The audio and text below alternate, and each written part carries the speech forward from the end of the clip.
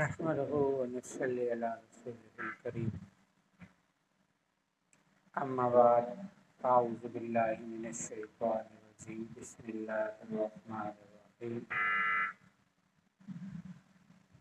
قل هو الله أحد الله الصمد لم يلد ولم يولد ولم يكن له كفوا أحد. اس کو تھوڑا سا اونچا کریں. صدق اللہ العظیم. واجب الاحترام عزیز ساتھیوں، تھوڑا اور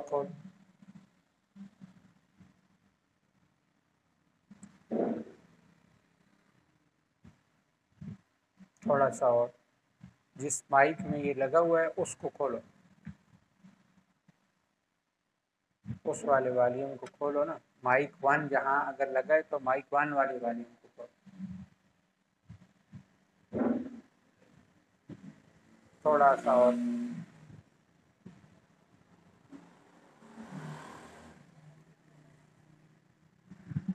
نحمده ونصلي على رسوله الكريم اما بعد فاعوذ بالله من الشيطان الرجيم بسم الله الرحمن الرحيم انا اعطيناك الكوثر فصل لربك وانحر ان شانئك هو الابتر.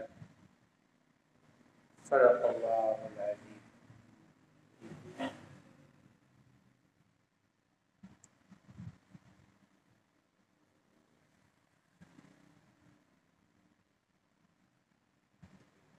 واجب الاحترام عزیز ساتھیوں، دوستوں، بھائیوں اور بزرگوں، اللہ جل شانہ کا بہت بڑا احسان ہے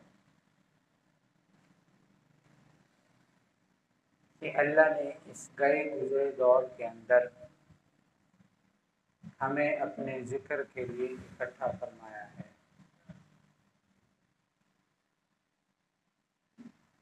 اور یہ اکٹھا ہونا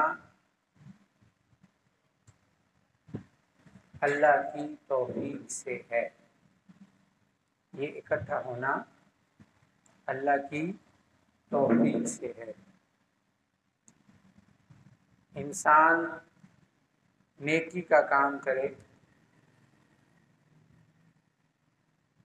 تو وہ بھی اللہ کی توفیق سے کرتا ہے، اور گناہ سے بچے تو وہ بھی اللہ کی توفیق سے کرتا ہے.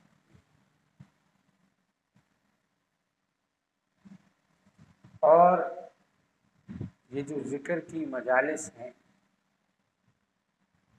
یہ گناہوں کو دھونے کا ایک ذریعہ ہے. کیا ہے؟ گناہوں کو دھونے کا ایک ذریعہ ہے. آقا علیہ الصلوۃ والسلام کے پاس صحابہ بیٹھے تھے. ایک صحابی رضی اللہ تعالیٰ نے عرض کی تو آپ علیہ الصلوۃ والسلام نے فرمایا کہ جب کوئی گناہ کرو تو بدلے میں نیکی کیا کرو. کیا کیا کرو؟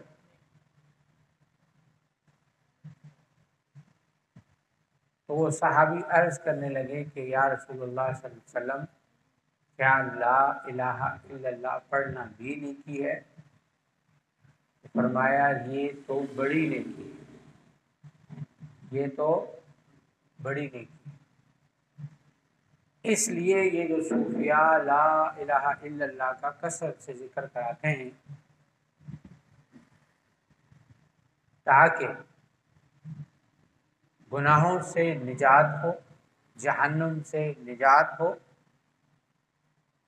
اور اللہ رب العزت جنت الفردوس کا رستہ ہمارے لیے آسان فرما دے.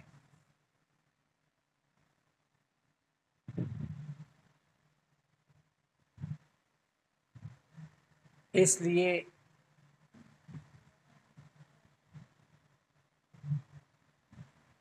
یہ یہاں پر جو اکٹھا ہونا ہوتا ہے، جتنی طلب ہوتی ہے اتنی طلب کے حساب سے فیصلے اللہ فرماتے ہیں۔ آج یکم المحرم ہے، اب تو تقریباً مغرب کے بعد کا وقت ہے، تو اب تو 2 محرم ہو گئی۔ یکم محرم ہمارے ہاں حضرت عمر رضی اللہ تعالیٰ عنہ کی شہادت کے طور پر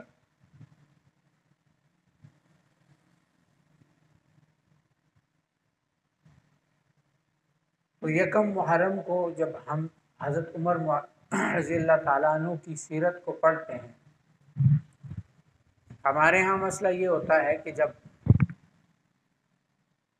صحابہ کو یاد کیا جائے تو ایک پارٹی آ جاتی ہے کہ اہل بیت کا نام کیوں نہیں لیا، اور جب اہل بیت کا نام لیا جائے تو دوسری پارٹی آ جاتی ہے کہ صحابہ کا نام کیوں نہیں لیا۔ تو بعض دفعہ کسی صحابی کی یا کسی اہل بیت کی تخصیص کے ساتھ جب تعریف بیان کی ہو رہی ہوتی ہے تو اس کا یہ مطلب نہیں ہو جاتا کہ دوسرے کی نفی کی جائے۔ حضرت عمر رضی اللہ تعالیٰ عنہ خطبہ فرما رہے تھے، کیا کر رہے تھے؟ خطبہ فرما رہے تھے، تو امام حسین رضی اللہ تعالیٰ عنہ تشریف لائے،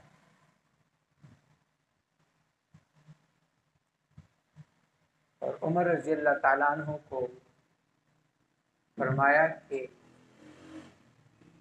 تخت سے اپنا ممبر سے نیچے اتر آؤ۔ کیا فرمایا؟ تو حضرت علی رضی اللہ تعالیٰ عنہ نے ان کو روکا، تو حضرت عمر رضی اللہ تعالیٰ عنہ فرمانے لگے کہ علی کیوں روکتے ہو؟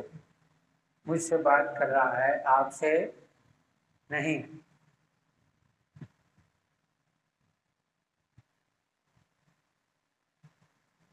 تو حضرت عمر رضی اللہ تعالیٰ عنہ تخت سے نیچے ہوئے، الفاظ یہ تھے کہ میرے نانا کے ممبر سے نیچے اترا۔ تو حضرت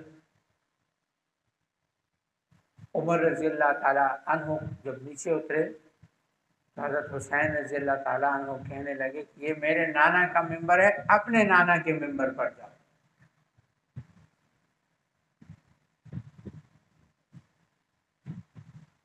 تو حضرت علی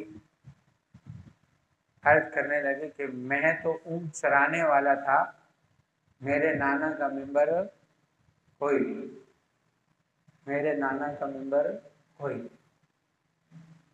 حضرت امام حسین رضی اللہ تعالیٰ عنہ چھوٹے تھے، معصوم تھے، تو کہنے لگے کہ آپ کے نانا کا ممبر کوئی نہیں تو پھر میرے نانا کے ممبر پہ بیٹھ جاؤ۔ حضرت عمر رضی اللہ تعالیٰ عنہ پھر ممبر پر بیٹھ گئے اور فرمایا اے لوگو، مجھے اس ممبر پہ حضرت ابوبکر نے بٹھایا اور حسین نے اتارا، اور پھر حسین نے بٹھایا، اب کوئی مجھے اتار کے لے جائے۔ یہ ان کی محبتیں تھیں۔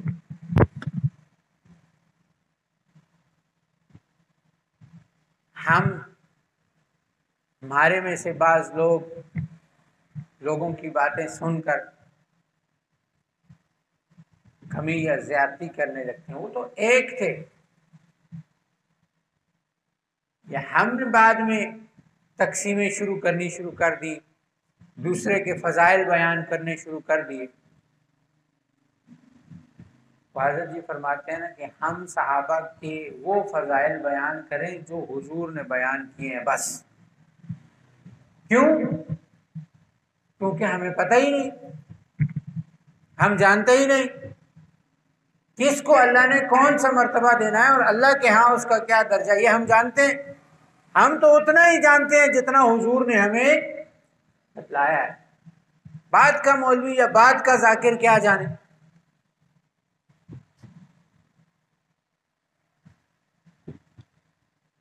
کیونکہ اس سے اوپر والا تو جان سکتا ہے، نیچے والا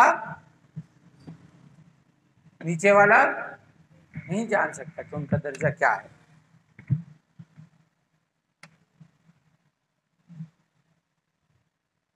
اس لیے یہ بات یاد رکھیں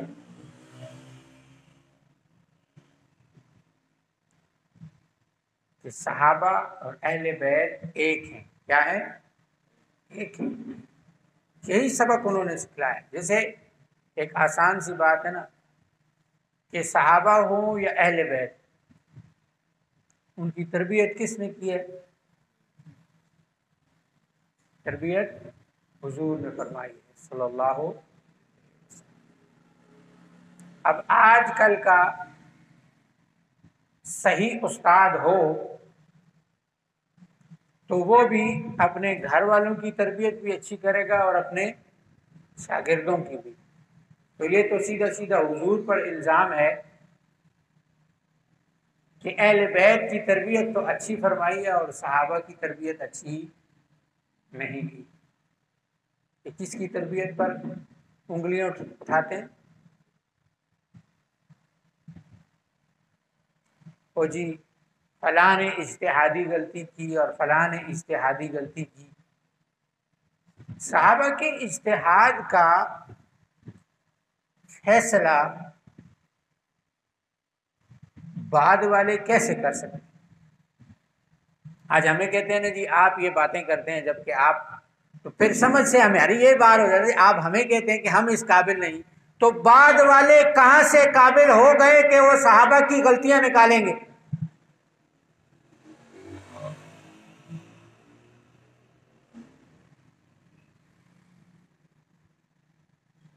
بعد والے کیسے قابل ہو گئے؟ جب ہم قابل نہیں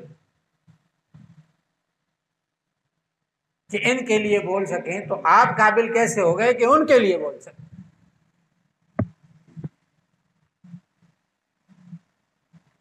رستے تو ہم خود دیتے ہیں. پھر کیا کہا جاتا ہے؟ یہ اتنے کاکے نہیں بنو نا کہ صحیح اور غلط کا آپ کو پتہ نہ چلے. بعض چیزوں پہ تو حضور نے نہیں روکا، تو جب حضور نے نہیں روکا تو پھر بعد والوں کا کیا کام ہے کہ وہ اس پر بنے. تو عرض میں یہ کر رہا تھا کہ عمر رضی اللہ تعالی عنہ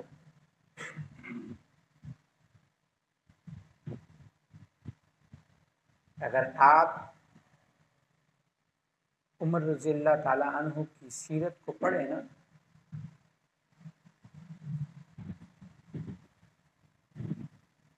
تو آپ کو پتہ چل جائے. آج ہمیں جلال یا غصہ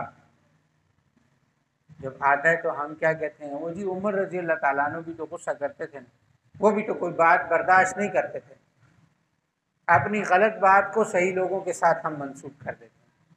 وہ اپنی ذات کا غصہ کسی پر نہیں اتارتے تھے. دین اسلام پر جب بات آتی تھی تو وہ پھر کسی کو بولنے نہیں دیتے تھے، اور جب بات اب ان کی اپنی ذات کی آ جاتی تھی تو ان کی گردن جھک جاتی. کیا ہم وہ سیرت اپنائے ہوئے ہیں؟ ہمارے اوپر کوئی بندہ بات تو کر دے، ہم پھر اس کو گھر کیا کہ نانا دادا تک بھی چھوڑ کے آتے.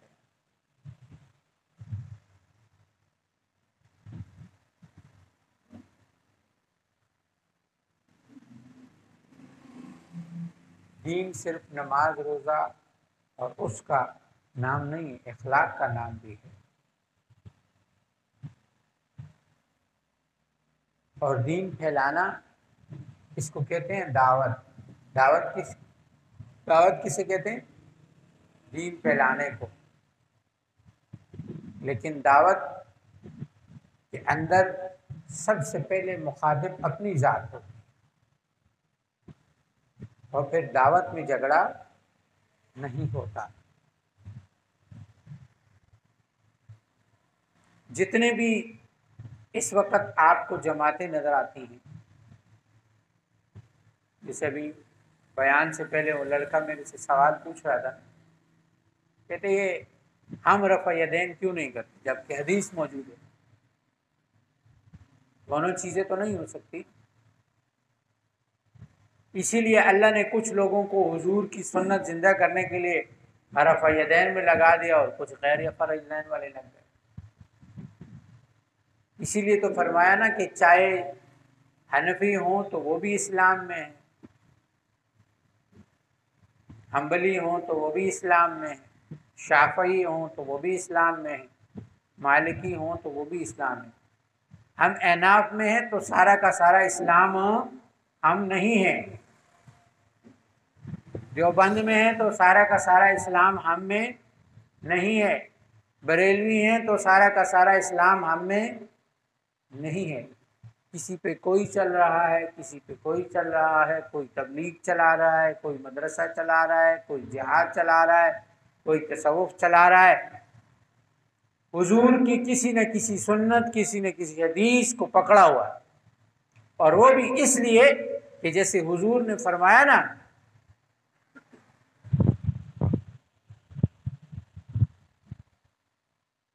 کہ میرے کسی صحابی کی بھی اتباع کرو گے تو کیا ہو جاؤ گے؟ فلاح کو پا جاؤ گے۔ اب ہم جب رقیہ کے حوالے سے، دم کے حوالے سے، عملیات کے حوالے سے ایک حدیث سناتے ہیں کہ جی اس حدیث کے مطابق دم کرنا جائز ہے، پیسے لینا جائز ہے، تو پھر کیا کہا جاتا ہے؟ ایک ہی تو حدیث ہے، ایک ہی تو صحابی ہیں، تو ہم حضور کے اس فرمان کے مطابق کسی ایک صحابی کی اتباع کرو گے تو فلاح کو پا جاؤ۔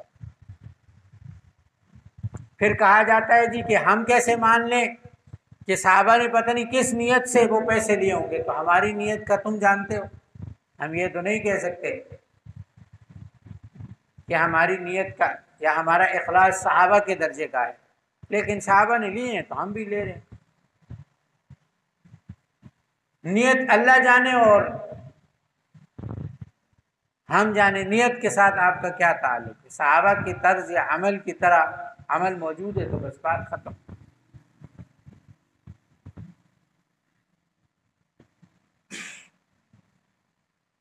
کیونکہ اتباع کس کی ہے؟ حضور کی سنت کیا ہے؟ وہ صحابہ ہیں۔ حضور کی سنت کیا ہے؟ وہ صحابہ ہیں، بس اسی کے مطابق لے کے چلتے ہیں۔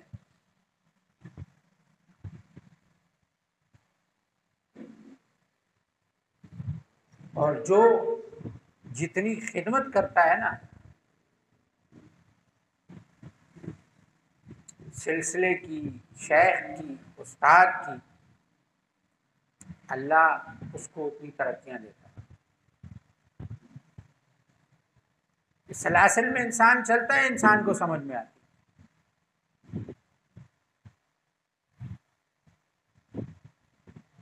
حضرت ابوبکر صدیق رضی اللہ تعالیٰ عنہ نے سب سے زیادہ خدمت حضور کی ہے، سب سے بڑا مقام ملا ہے۔ تاکہ کیا کرے نا۔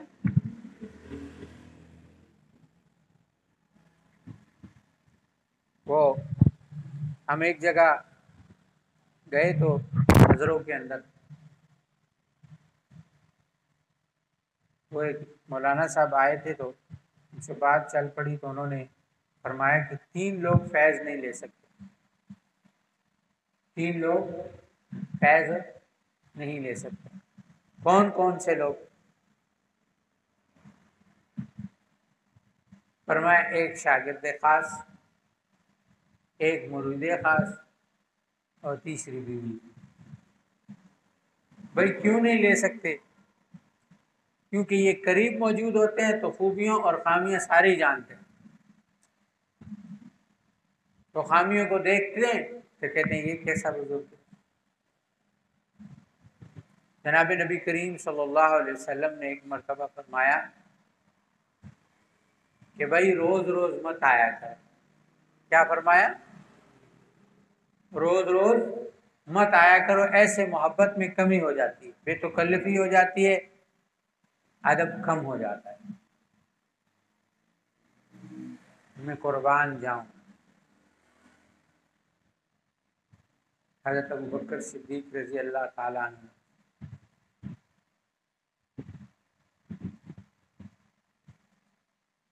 ایک نماز میں نماز پڑھی چلے گئے، دوسری نماز پڑھی چلے گئے، تیسری نماز پڑھی چلے گئے۔ حضور نے پہلی نماز میں بھی پوچھا، ابو بکر نظر نہیں آیا، دوسری نماز میں بھی پوچھا، بھائی ابو بکر نہیں، تیسری نماز میں بلایا، بھائی کدھر ہو؟ میں آپ ہی نے تو فرمایا ہے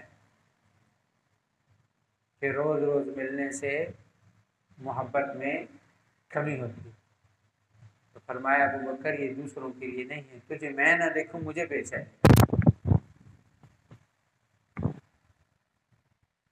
تو حضرت ابو بکر صدیق رضی اللہ تعالیٰ عنہ نے کیسی محبت کی ہو۔ جب عشق ہو جاتا ہے نا پھر خامیاں نظر نہیں آتی۔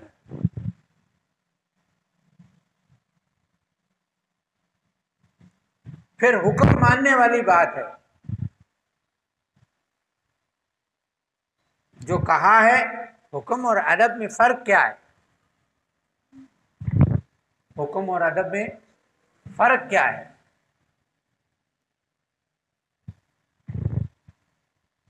کہ آپ کو کہا جاتا ہے کہ یہ کام کرو، کہتے ہیں نہیں میں تو اس کام کے قابل نہیں، یہ حکم عدولی ہے، اس کو ادب مانیں گے۔ ہم سمجھتے ہیں نہیں جی یہ استاد کے ساتھ بیٹھنا بے ادبی ہے۔ جب خود کہا جا رہا ہے، کھانے پہ خود بٹھایا جا رہا ہے، چائے پہ خود بٹھایا جا رہا ہے اور خود کہا جا رہا ہے یہ کام کرو، تو پھر یہ نہیں کہیں کہ میں اس قابل نہیں ہوں، بلکہ جو کہا جا رہا ہے وہ کرو۔ یہ اصل ادب ہے۔ خدمت کا مطلب یہ نہیں ہے کہ ہم اپنی مرضی کی خدمت کریں۔ خدمت کا مطلب یہ ہے کہ جو استاد اور شیخ نے میرے ذمے خدمت لگائی ہے وہ اصل خدمت ہے۔ میں اپنی مرضی کی خدمت کر رہا ہوں تو پھر یہ میں نفس کی مان رہا ہوں، میں سلسلے کی تھوڑی مان رہا ہوں۔ جو دل میں آیا وہ کر لیا۔ بلکہ جو مجھے کہا جا رہا ہے، شیخ کی طرف سے جو حکم ہے، بیانات میں جو میں نے سنا ہے، جو شیخ نے اصول بتائے ہیں، ان اصولوں پر میں چل رہا ہوں، یہ میرے درجات کی بلندی ہے۔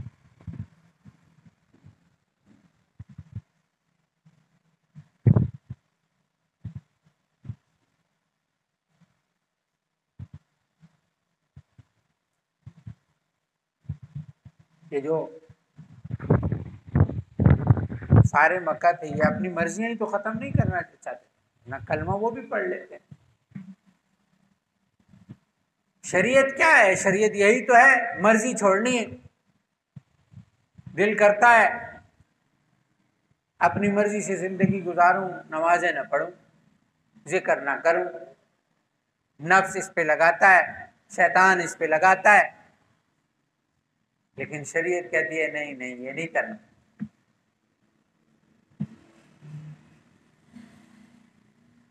اسی طرح سلسلے کے جو اصول ہیں، جتنا اصولوں پر چلتے جائیں گے ترقیاں ہوتی چلی جائیں گی۔ شیطان وسوسہ ہو سکتا ہے تمہیں یہ اپنے مطلب کے لیے استعمال کریں۔ کیا کریں گے؟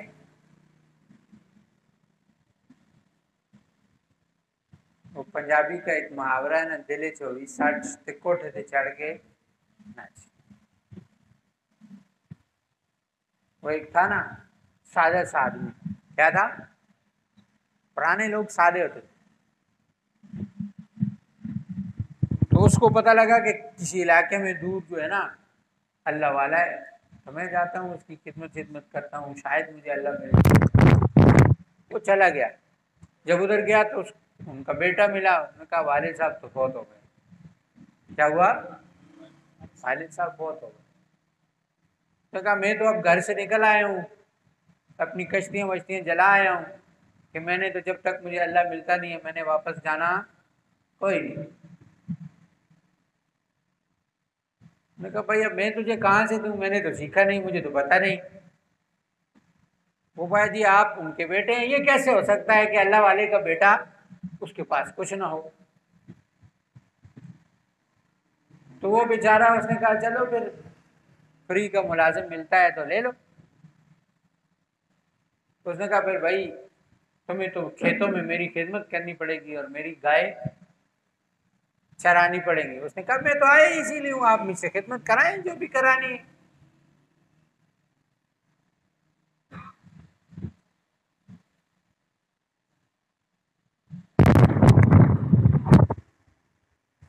کہا ٹھیک۔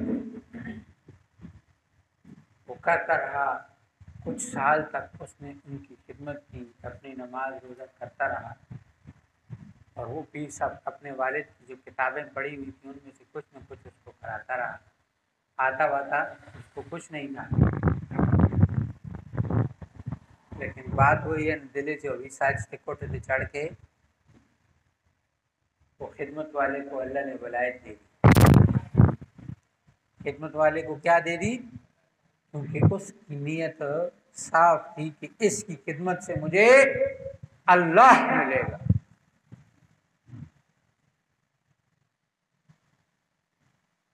جب اس کو مل گیا نا تو اس نے کہا میں دیکھوں تو صحیح میرے استاد کا مقام کیا ہے۔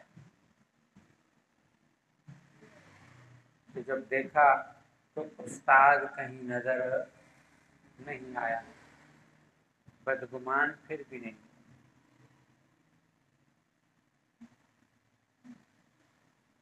بدگمان پھر بھی نہیں۔ کہا کوئی مسئلہ نہیں، اگر نہیں نظر آیا تو اس کا مطلب ہے کچھ درجے اور اوپر ہوں گے جو مجھے نظر نہیں آتے، میں استاد ہی سے جا کے پوچھ لیتا ہوں شاید بتلا دے۔ تو کہا استاد جی آپ کی دعاؤں سے، آپ کی توجہ سے اللہ نے مجھے ولایت دے دی ہے، لیکن مجھے آپ کا مقام نظر نہیں آ رہا۔ آپ کا مقام کون سا؟ وہ رونے لگا کہ میں نے تو تیرے سے خالی خدمت کرائی ہے، میرا مقام کوئی نہیں۔ وہ ندامت سے رونے لگا، اور شاگرد تھا وہ اس چیز سے رونے لگا کہ یا اللہ دی ہے تو اس کے در سے دی ہے، ملی ہے تو اسی در سے ملی ہے، مجھے ملی ہے اور اسے نہیں ملی، یہ نہیں ہو سکتا۔ وہ مانگ رہا ہے اللہ معاف فرما دے، میں نے اس بیچارے کا وقت ضائع کیا، اور وہ مانگ رہا ہے اللہ دی ہے تو اس کی برکت سے دی ہے، اللہ نے اس کو بھی دے دی۔ ندامت ایسی چیز ہے۔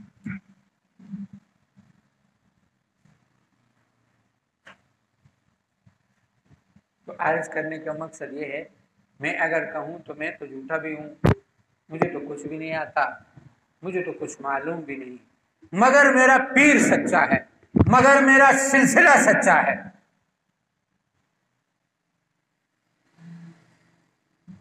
یہ اذکار سچے ہیں، کل قیامت کے دن بھی اٹھ کے میرا گریبان پکڑنا کہ تم نے غلط پیر کی طرف، غلط سلسلے کی طرف ہمیں راغب کیا۔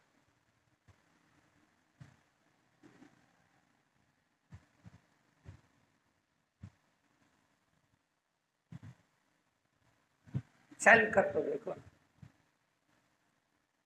آ کر تو دیکھو،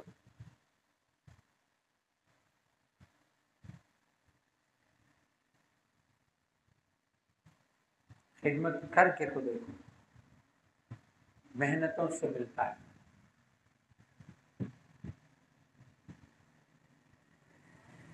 ہے نا؟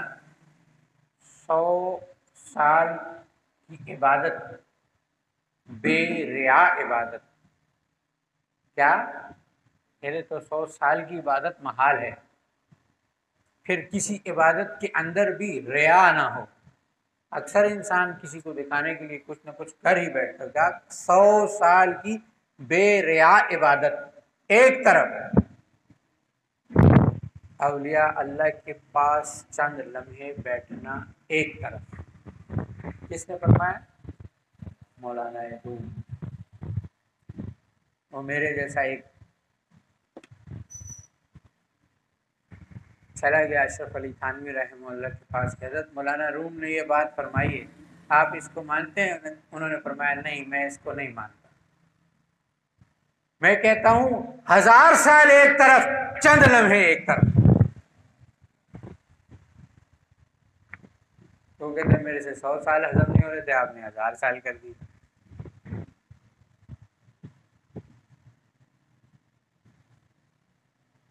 یہ جو دماغوں میں چل رہا ہے نا، وہ مرزا انجینئر کا سسٹم، بابے بابے بابے، کشف کہاں سے ثابت ہے، بابے کہاں سے ثابت ہیں۔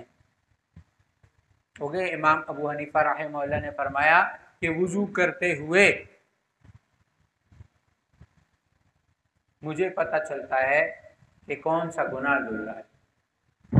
تو کہنے والے نے کہا کہ جی یہ کیسے ہو سکتا ہے کہ حضور اور اللہ وہ تو گناہوں کو چھپاتے تھے، اور جو ہے امام ابو حنیفہ رحمۃ اللہ علیہ لوگوں کو بتاتے تھے۔ تو میں نے کہا بھائی کون سی روایت میں تم نے یہ پڑھا ہے کہ امام ابو حنیفہ رحمۃ اللہ علیہ نے لوگوں کو بتانا شروع کر دیا کہ ہاں بھائی تیرا فلاں گناہ ہے اور تیرا فلاں گناہ ہے؟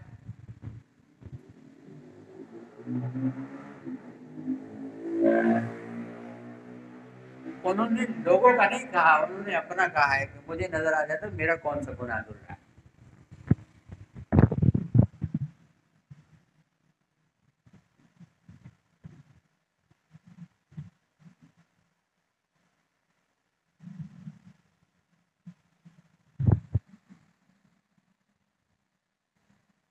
سمجھ آ رہی ہے؟ کشف کہاں سے ثابت ہے، فلاں کہاں سے ثابت ہے؟ بھائی یہ وہ چیزیں ہیں جو اس رستے میں جب ان سے کہا جائے میڈیا ہمیں سمجھا دو تو کہتے ہیں نہیں جی اس کو باقاعدہ سیکھنا پڑے گا۔ ڈاکٹری ہمیں سمجھا دو، نہیں جی اس کو باقاعدہ سیکھنا پڑے گا۔ انجینئرنگ ہمیں سمجھا دو، نہیں جی اس کو باقاعدہ آپ کو سیکھنا پڑے گا۔ دنیا کے کسی فن کو اٹھا لو تو کیا کہتے ہیں کہ اس کو آپ کو سیکھنا پڑے گا، اور کشف اور تصوف اور کرامت یہ آپ کو گھر بیٹھے نظر آ جائے۔ اچھا پہلے لوگ مانتے نہیں، اور پھر جو لوگ چلنا شروع ہو جاتے ہیں، بعض علماء مولوی آ گئے، آپ کے حضرت کی کون سی کرامت ہے؟ میں نے کہا سب سے بڑی کرامت تو میں تیرے سامنے بیٹھا ہوں، جس کو انہوں نے سیدھا کر لیا ہے۔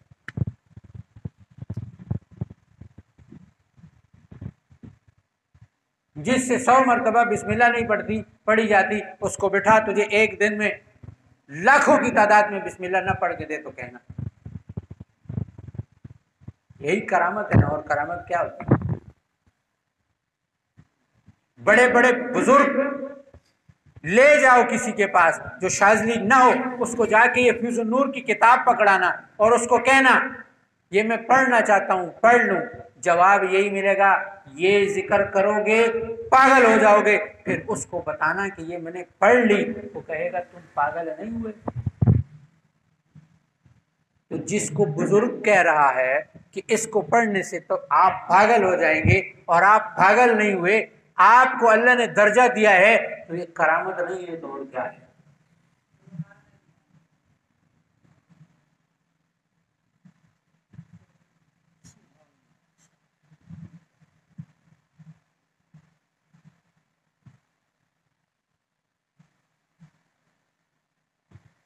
ہمیں کہتے ہیں لوگ کہ آپ صرف عملیات کی اور جنوں کی اور جادو کی بات کرتے ہیں۔ ہمارے ساتھ بیٹھو تو ہم آپ کو بتائیں کہ ہم ہی تو عقائد کی بات کرتے ہیں۔ عقائد سے نیچے تو ہم لے کے نہیں جاتے کہ اعمال بتلانے والے تو بہت سارے بیٹھے ہیں، لیکن عقائد کی بات کرنے والا سلسلہ ابھی موجود نہیں ہے، باقاعدہ پڑھانے والا کوئی سلسلہ موجود نہیں ہے، عقائد سکھلانے والا کوئی موجود سلسلہ نہیں ہے۔ یہاں زیادہ تر ہمارے پاس جو لوگ بیٹھے ہیں وہ کیسے آئے ہیں؟ مریض بن کر آئے ہیں نا، زیادہ تر مریض بن کر آئے ہیں نا۔ تو آپ لوگوں نے کتنے تعویذات گلوں میں پہنے ہیں یا ہاتھوں میں پہنے؟ تعویذ زیادہ پہنے ہیں یا ذکر زیادہ کیا ہے؟ تو آج مریض خود ڈاکٹر ہے، یہ کرامت نہیں ہے تو کیا ہے؟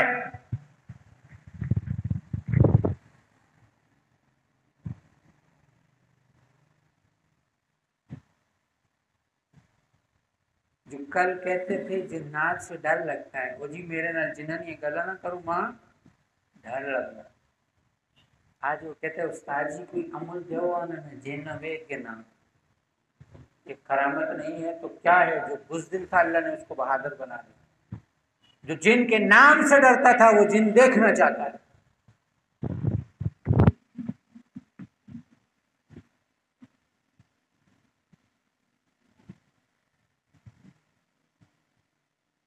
اور یہ بزرگوں کی بات نہیں ہو رہی، چھوٹے چھوٹے بچے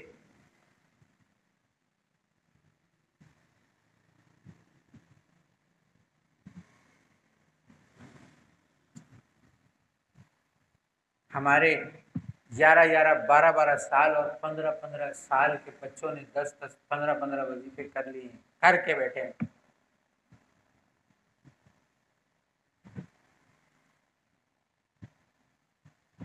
یہ کرامت نہیں ہے تو کیا ہے؟ لیکن بات وہ ہے کہ جو یقین کی راہ پہ چل پڑا اسے منزلوں نے پناہ دی، جو وسوسوں میں پڑ گیا وہ قدم قدم پہ بہک گیا۔ شیطان تو آئے گا، اس کی ڈیوٹی ہے، وہ اپنا کام کرے گا، اس کو پتا ہے میں غلط ہوں وہ پھر بھی نہیں چھوڑتا، آپ کو پتا ہے میں صحیح ہوں پھر بھی وسوسوں میں پڑتے ہو۔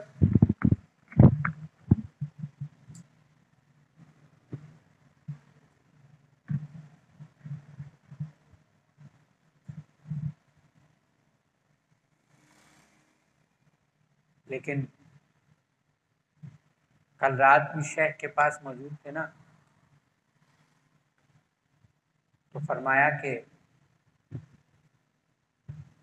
یہ آسان راہ نہیں، یہ راہ آسان نہیں ہے، جہاں اگر تمہیں کوئی چیز بچا سکتی ہے وہ محبت ہے، عشق ہے، بس۔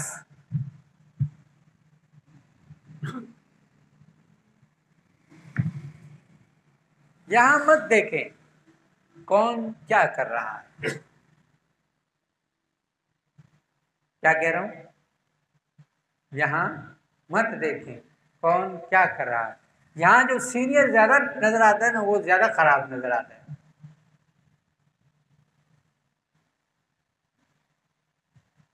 سوال تو پہلے نہیں، میں نے یہ کہا ہے وہ خراب ہوتا نہیں، خراب نظر آتا ہے۔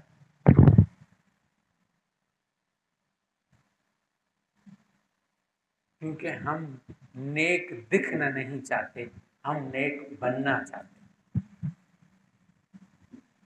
ہمارے شیخ کی ترتیب بھی یہی ہے اور ہمیں بھی یہی سکھاتے ہیں کہ دل میں چھپنے کی مشہور ہونے کی چاہ مت رکھو۔ جب زیادہ لوگ ہو جاتے ہیں نا تو اپنے دل میں ہی جو ہے نا وہ ہے یہ اب سارے لوگ مجھے نیک سمجھنا شروع ہو، تو پھر کوئی نہ کوئی ایسا کام شروع کر دیا جاتا ہے، کیونکہ شیخ تک تو آپ کو پہنچا دیا نا، سلسلہ آپ کو بتا دیا، ذکر آپ کو بتا دیا، تو میرے سے ہٹو گے تو شیخ کے پاس ہی جاؤ گے،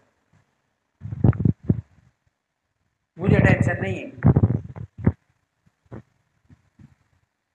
تو عرض یہ کہ یہاں دوسروں کو مت دیکھیں، یہاں اپنے آپ کو دیکھیں کہ میں کیا کر رہا ہوں، میرے اذکار چل رہے ہیں، میری نمازیں مکمل ہیں، ارکان اسلام پورے ہیں، کبھی کبھی اشراق، چاشت، اوابین، تہجد پڑھ لیتا ہوں،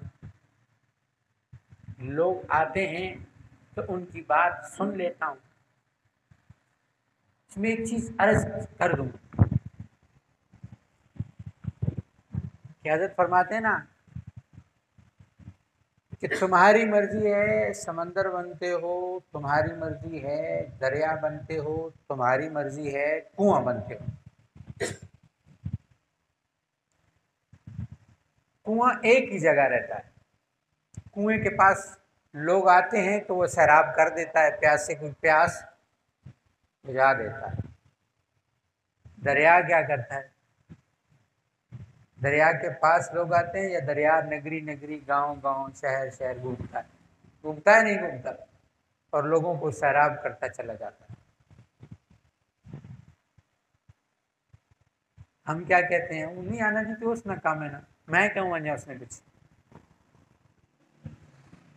ہمارا کوئی ساتھی نہیں آ رہا تو کیوں نہیں آ رہا، میں چلا جاؤں، پوچھو تو صحیح مسئلہ کیا ہے، کیوں ذکر چھوڑ دیا، میری وجہ سے تو نہیں چھوڑا۔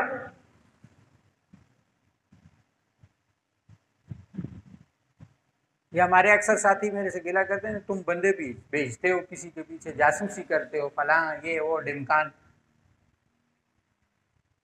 میں جاسوسی میں نہیں بھیجتا، میں محبت میں بھیجتا ہوں۔ جب میری جگہ پہنچو گے سمجھ آئے گا۔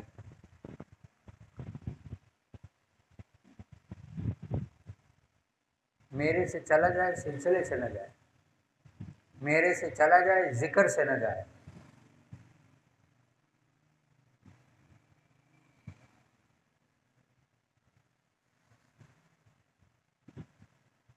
5 سال 4 سال 3 سال 2 سال 1 سال 6 مہینے محنت کر کے اب اپنی محنت کو ضائع کر دے گا، چھوڑ دے گا، وہ اللہ اللہ کرنا چھوڑ دے گا۔ ہمیں چھوڑ کر تم اللہ سے دور ہو گئے، اللہ اللہ کا ذکر چھوڑ دیا، یا بند ہونا شروع ہو گیا، ذکر نہیں ہو رہا، تو سمجھ جاؤ نا کہ کسی کے ساتھ کی وجہ سے میں اللہ اللہ کر رہا تھا۔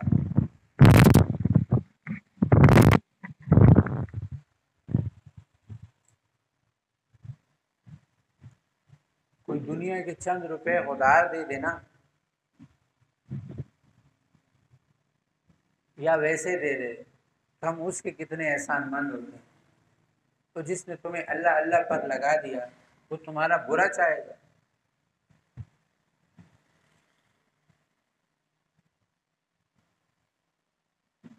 لیکن وہ حضرت جی فرماتے ہیں نا کہ کبھی کبھی ٹھیک کرنے کے لیے کچھ سخت فیصلے کرنے پڑتے ہیں، کبھی سخت بلانا پڑتا ہے، کبھی غصہ کرنا پڑتا ہے۔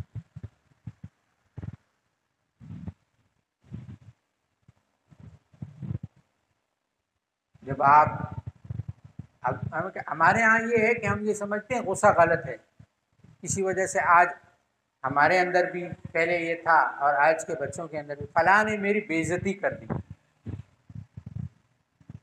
اپنے استاد کی، اپنے شیخ کی، اپنے والدین کی، غصے میں کئی باتوں کو ہم بے عزتی محسوس کرتے ہیں۔ یہ خرابی۔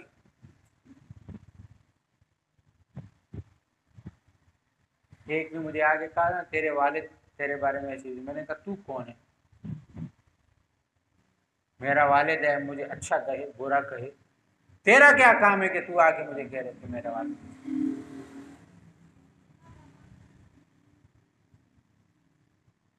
میں نے کہا میرا والد مجھے برا کہہ رہا ہے نا، تو کہہ کے دیکھ پھر تجھے بتاؤں، میرا باپ ہے۔ کوئی تو ہے نا جو مجھے ڈانٹ رہا ہے، کوئی تو ہے، ڈانٹ کیوں رہا ہے؟ باپ چاہتا ہے جو غلطی اس نے میرے سامنے کی ہے کسی دوسرے کے سامنے نہ کرے، تاکہ لوگ میرے بیٹے کو برا نہ کہیں۔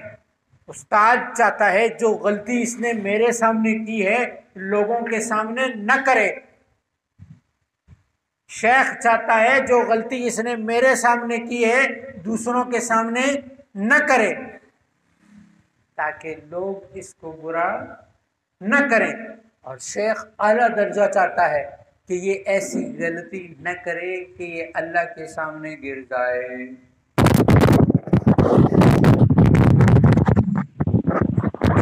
لوگوں کا کیا ہے؟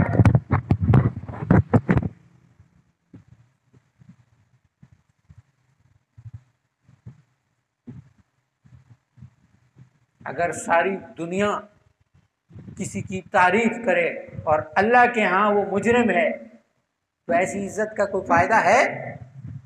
اور جسے دنیا نہیں جانتی،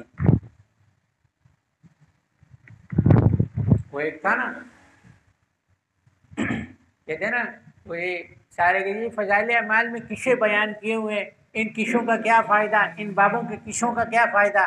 ایمان بڑھتا ہے نہیں بڑھتا؟ کتنے قصے سنائے اب؟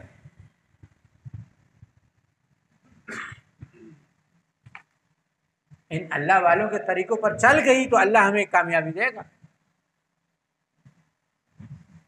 یہ عرض کرنے لگا ہوں کہ ملامتی کیا ہوتا ہے۔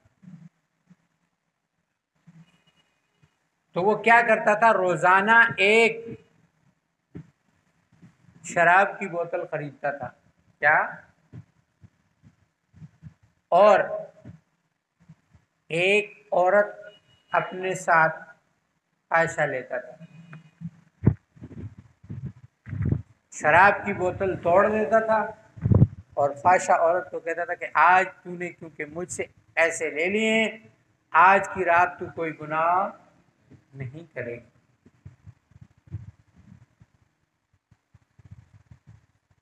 تو اس کی بیوی کہتی تھی تو مرے گا، تیرا لوگ جنازہ بھی پڑھنے نہیں آئیں گے، کیونکہ لوگ تجھے زانی اور شرابی سمجھتے ہیں۔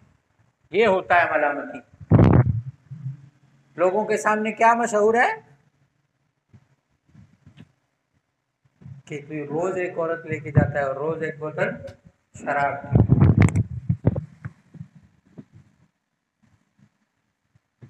تو بیوی کیا کہتی ہے، تو مرے گا، تیرا جنازہ پڑھنے بھی کوئی نہیں آئے گا۔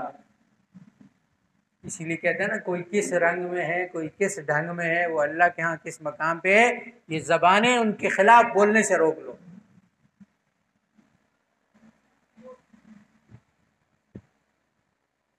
تو اس نے کہا میں مروں گا تو وقت کے مفتی، مولانا اور وقت کے بادشاہ بھی میرا جنازہ پڑھنے آئے گا۔ جس دن وہ فوت ہوا نا،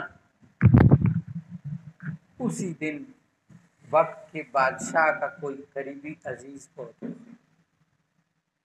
تو جب بادشاہ آئے نا تو مولوی بھی آتے،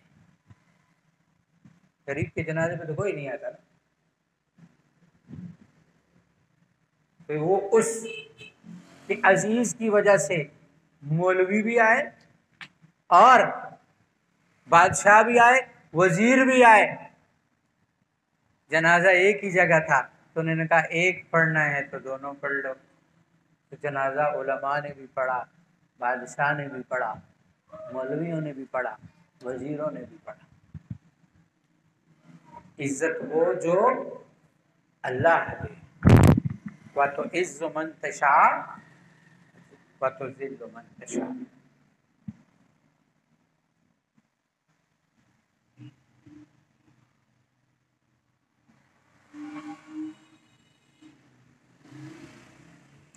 اور ایک آخری گزارش، ہمارے ہاں تو خیر ایسی کوئی ترتیب ہے نہیں، لیکن اس میڈیا کے توسط سے تمام شاذلی بھائیوں کے یہ بھی گزارش ہے کہ ہمارے حضرت تقریباً ہر 1.5-2 مہینے کے بعد پنڈی میں تشریف لاتے ہیں، تمام ساتھی ملنے جاتے ہیں۔ ہمارے ہاں تو چونکہ ترتیب ہے کہ ہم لوگ اجتماعی صورت میں جاتے ہیں، 4-4 5-5 6-6 7-7 کی ترتیب کے ساتھ ساتھی وقتاً فوقتاً جا کے مل آتے ہیں۔ ابھی بھی حضرت تشریف لا چکے ہیں، جیسے ہی ملنے کی اجازت، یہ اکثر لوگ کہتے ہیں کہ جی یہ اجازت کی کیا ترتیب ہے؟ سوال عرض یہ ہے کہ حضرت لاتے ہیں کراچی سے تشریف۔ اب جیسے ہم کل گئے، ہم تو 1-2 ساتھی تھے، پرسوں حضرت دن کو 12 بجے تشریف لائے اور کوئی 5-6 ساتھی پشاور سے آ گئے۔ اب آپ خود سوچیں، اب وہ جب آئے تو وہ خود ادھر لیٹ گئے، کیونکہ جی ہم سفر سے تھک کر آئے ہیں، تو وہ جو 24 گھنٹے کا سفر کر کے آئے ہیں وہ تھکے ہوئے نہیں ہیں۔ تو حضرت نے ایک بندہ رکھا ہوا ہے، حضرت کی وہاں پہ گھر ہے نا، خانقاہ تھوڑی ہے کہ آپ چلے جائیں گے اور آپ کی ملاقات ہو جائے گی۔ یہ عام فہم چیزوں میں بھی یہ بات ہے کہ آپ کسی کے گھر جائیں تو آپ ان سے رابطہ کر لیں کہ میں آپ کے پاس آنا چاہتا ہوں، میں آ جاؤں، آپ اپنے کسی نجی کام میں، کسی اس میں مصروف تو نہیں، اللہ نے سہولت دی ہے نا. تو یہاں حضرت نے ایک خادم کو باقاعدہ رکھا ہے. اجازت کا مراد یہ ہے کہ ہم جب جائیں تو ہم پتہ کریں، کیونکہ وہ جگہ چھوٹی ہے، پھر بہت سارے لوگ جمع ہو جائیں تو وہ ایک الگ مسئلہ ہوتا ہے. تو حضرت نے ایک بندہ مختص کیا ہوا ہے تاکہ وہاں پھر لوگ کہتے ہیں جی ہم وہاں گئے، ہماری نے کسی نے بات نہیں سنی، ہماری پوری طرح سے بات نہیں ہو سکی، ہمارے ساتھ تو حضرت نے وقت نہیں دیا. تو جب جائیں وہاں سے رابطہ کر کے جائیں، جبران بھائی سے رابطہ کریں کہ ہاں بھائی ہم آنا چاہتے ہیں، ہم کون سے دن آ جائیں، کیونکہ انہوں نے حضرت کے ساتھ بات کر کے ساری سیٹنگ کی ہوئی ہوتی ہے. اٹک والوں نے کب آنا ہے، پنڈی والوں نے کب آنا ہے، جہلم والوں نے کب آنا ہے، کشمیر والوں نے کب آنا ہے، پشاور والوں نے کب آنا ہے، ڈی آئی خان والوں نے کب آنا ہے، نوشہرہ والوں نے کب آنا ہے، مردان والوں نے کب آنا ہے. یہ اس طرف کے سارے علاقے، حالانکہ حضرت کا گھر ہے. کہ میرے بہنوں ہی بیٹھے ہیں نا پیچھے، ان کے بڑے بھائی ہیں، وہ ایک پیر صاحب کے مرید ہیں. ان کے ہاں پتہ ہے اصول کیا ہے؟ یہاں حضرت تشریف لائیں گے، یہاں نیا بندہ آیا، اس نے بیعت کی، اب دوسری کسی خانقاہ میں، مرکز میں وہ جا کے پیر صاحب سے مل نہیں سکتا. جب حضرت یہاں تشریف لائیں گے وہ تبھی ملے گا، چاہے اس دوران پورا سال گزر جائے. اب حضرت بتا کے بھی نہیں آئیں گے کہ کب اس خانقاہ میں آنا ہے. اب یہ اس کی اپنی ترتیب ہے کہ وہ بار بار آ کے چیک کرتا رہے. اب بتاؤ، ہمارے ہاں تو جہاں اطلاع ملے وہیں پہنچ جاؤ، ایسا ہے یا نہیں؟ اور ہمارے ساتھی تو جا کے کوئی جا کے کہاں سے تصویریں کھینچ رہے، کوئی کہاں سے تصویریں کھینچ رہے، کوئی کیسی تصویریں کھینچ رہے، اور وہ بادشاہ بیگم کہتے چلو یار. لیکن ہمیں تو خیال کرنا چاہیے نا کہ ہم ایک عام آدمی کی تکلیف کا نہیں سوچ سکتے تو ہمارے شیخ کو ہماری طرف وجہ سے تکلیف ہو جائے. پھر دوسری بات ہے، خدمت وہ نہیں ہوتی، میں نے تھوڑی دیر پہلے بھی عرض کی نا، جو میں اپنی مرضی سے کروں. خدمت وہ ہوتی ہے جس کو میرا شیخ پسند کرے. ضروری نہیں ہے کہ ہر آدمی جوتے سیدھے کرے.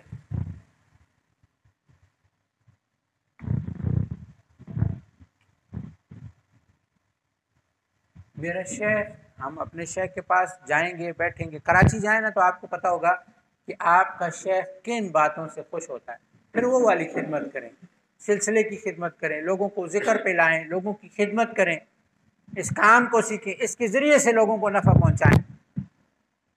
ہم یہاں اتنے سارے بیٹھے ہیں، پچھلے جمعوں کی تعداد کتنی زیادہ تھی، اب کیوں کم ہو گئی؟ ہمارے ایک دوسرے کے ساتھ تعلق ہو، ایک دوسرے کے پاس نمبر ہو، صرف اس لیے نہیں کہ وہ خانقاہ میں کیوں نہیں آیا. ہمیں یہ بھی تو پتہ ہونا چاہیے یار وہ بیمار ہو سکتا ہے، اس کا کوئی عزیز فوت ہو سکتا ہے، اس کے گھر میں کوئی پریشانی ہو سکتی ہے، اس کے 100 مسائل ہو سکتے ہیں. میں فون کر کے یہی تو پوچھ لوں، بھائی جی خیریت ہے، آپ نہیں آئے، آپ کے گھر میں کوئی پریشانی ہے، آپ کے گھر میں کوئی مسئلہ ہے، میرے لائق کو خدمت ہے، اس کی کوئی پریشانی ہے، ہم 2-4 لوگ مل کے سوچیں کہ یار اس بھائی کی پریشانی کیسے حل کریں. یہ ہے دین. صرف یہ نہیں ہے کہ بس ذکر پہ لگا دیا، وہ آیا نہیں آیا ہمیں پرواہ ہی نہیں. ہمارا جو بندہ یہاں نہیں آ رہا تو کیوں نہیں آ رہا؟ کسی کے ساتھ جھگڑا ہوا ہے، کوئی بات بری لگی ہے، وہ اپنی کسی پریشانی میں ہے.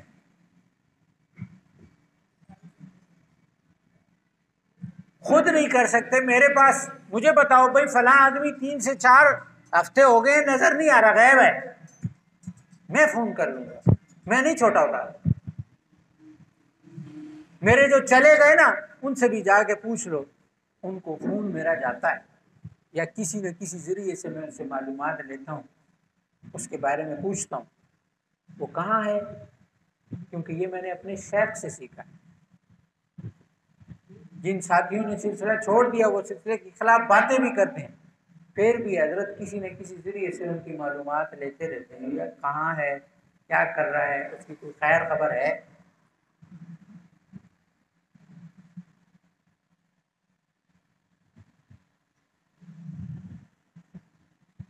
ہم یہاں اکٹھے ہوتے ہیں تو ہم ایک دوسرے کے بارے میں جانتے ہیں، جو جدھر سے آتا ہے پوچھا کریں آپ کہاں سے آتے ہیں، آپ کہاں سے آتے ہیں، دو دو تین تین چار چار لوگ ایک ہی علاقے سے مل کے آ جائیں، اپنے سائڈ کے یہ پتہ لگتا ہے یہ شکردرے والے ہیں، یہ شیباغ والے ہیں، یہ مرزا والے ہیں، یہ پیپل کالونی والے ہیں، پیپل کالونی ہے ساتھ ہی نیو ٹاؤن ہے، یار یہ وہاں سے آتا ہے، اس سے پوچھ لوں، ہاں بھائی میں جا رہا ہوں تم جاؤ گے۔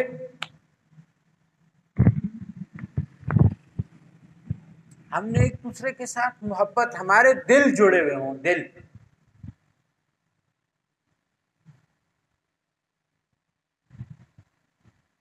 تو دل جب جڑیں گے، جب اپنے آپ کو گرائیں گے، اپنے نفس کو گرائیں گے، مٹا دے اپنی ہستی کو اگر کچھ مرتبہ چاہے کہ دانہ زمین میں مل کر گل و گلزار ہوتا ہے۔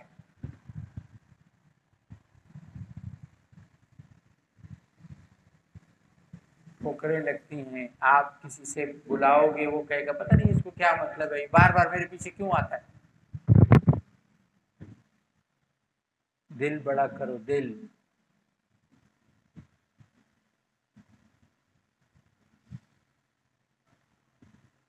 فرمایا لاکھ رگڑے کھاتا ہے پھر دل بڑی مشکل سے دل بن پاتا ہے۔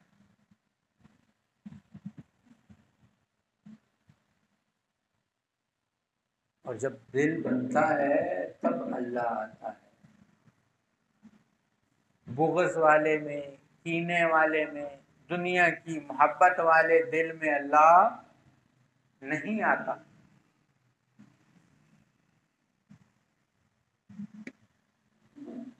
نہیں کہ پڑھتے ہم ہر تمنا دل سے رخصت ہو گئی، اب تو آجا اب تو خلوت ہو گئی، ہر تمنا دل سے رخصت ہو گئی، اب تو آجا اب تو خلوت ہو گئی۔ دل کو خالی کرنا پڑے گا، تمنائیں، خواہشیں ہیں تو اللہ سے مانگو۔ تما کسے کہا جاتا ہے؟ جب دنیا کے لوگوں سے تما کی جائے، یہ دے گا، اس سے ہوگا، اس دکان سے ملے گا، اس کھیت سے ملے گا، اس دفتر سے ملے گا، اللہ سے ملے گا۔ دنیا میں دل نہیں لگانا، دنیا اللہ سے لینی۔ کس سے لینی ہے؟ اللہ سے مانگ۔ جوتی کا تسمہ بھی ٹوٹ جاتا تھا تو صحابہ کس سے مانگتے تھے؟ اللہ سے مانگتے۔ کس سے مانگتے تھے؟ ہم اللہ سے مانگنے والے بن جائیں۔ کس سے مانگنے والے بن جائیں؟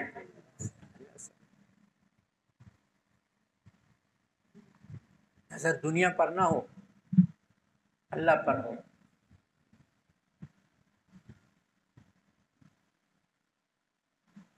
اس لیے عرض یہ ہے کہ ایک تو یہ خانقاہ ہماری ہے، اس خانقاہ کے حوالے سے بھی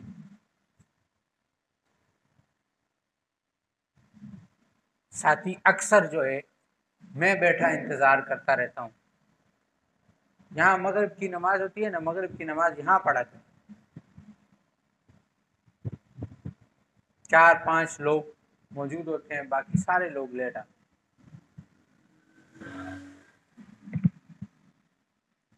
حاضری اللہ کے آگے لگانی ہے۔ کس کے آگے؟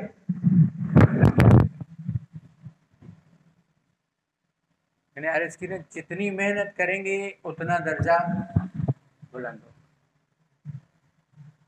یہ نہیں ہے کہ میں پڑھانا ہو گیا، میں نے اب لیٹ بھی کیا تو کوئی مسئلہ تو نہیں ہے، یا نہ گیا تو کوئی بات تو نہیں ہے، خیر ہے۔ یہ نہیں دیکھو کہ میں بیان کر رہا ہوں،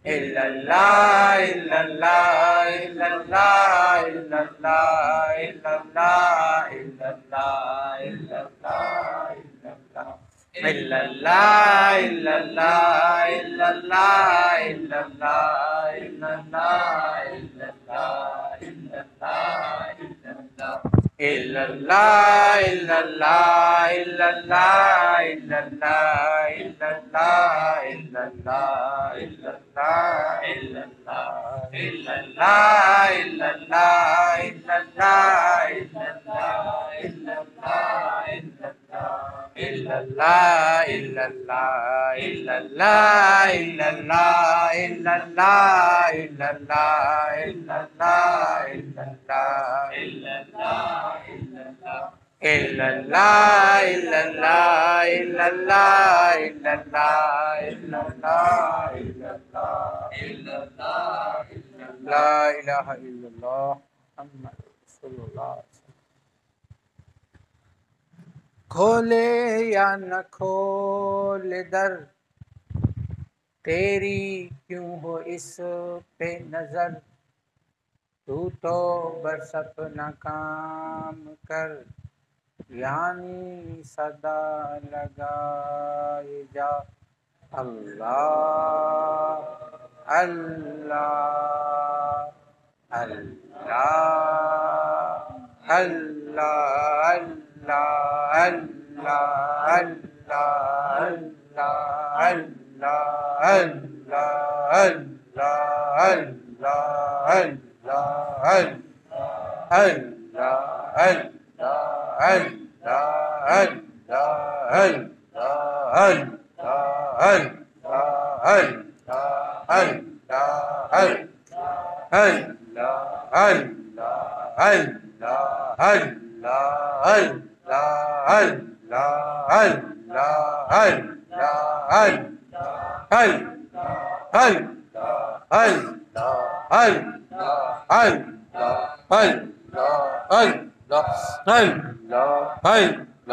اللہ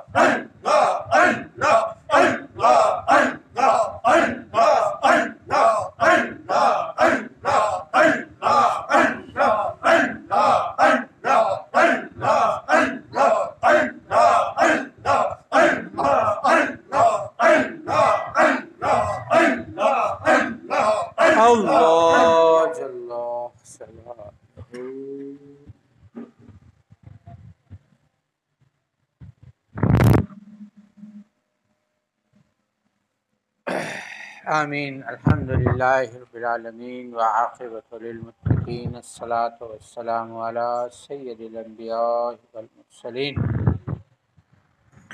یا اللہ ہم گناہ گار ہیں، خطا کار ہیں، سیاہ کار ہیں. یا اللہ تو ہمارے گناہوں کو معاف فرما. یا اللہ یا اللہ یا اللہ یا اللہ تو ہم سب سے راضی ہو جا، تو تمام امت مسلمہ سے راضی ہو جا.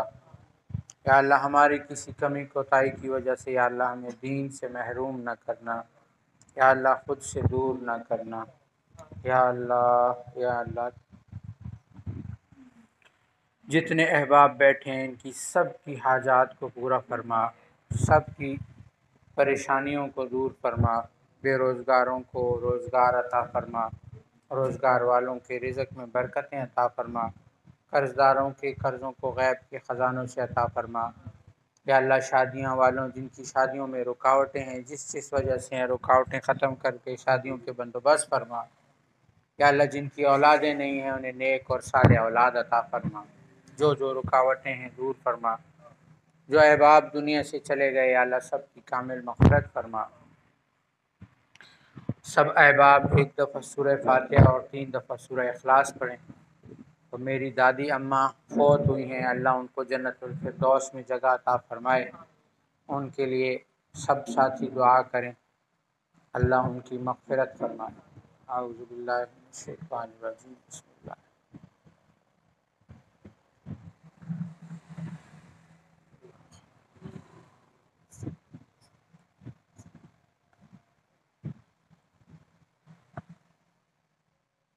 یا اللہ میری دادی اماں کی آخری تمام منازل کو آسان فرما. یا اللہ ان کو جنت الفردوس میں جگہ عطا فرما. یا اللہ ان کی کمیوں کوتاہیوں کو معاف فرما. یا اللہ تو ان پر اپنا خصوصی کرم فرما. جتنے مسلمان دنیا سے چلے گئے سب کی مغفرت فرما. یا اللہ جتنی دعائیں خیریں برکتیں آقا صلی اللہ علیہ وسلم نے مانگی ہیں اور جن شرور و فتن سے پناہ مانگی ہے، یا اللہ خیریں عطا فرما، شرور سے پناہ عطا فرما.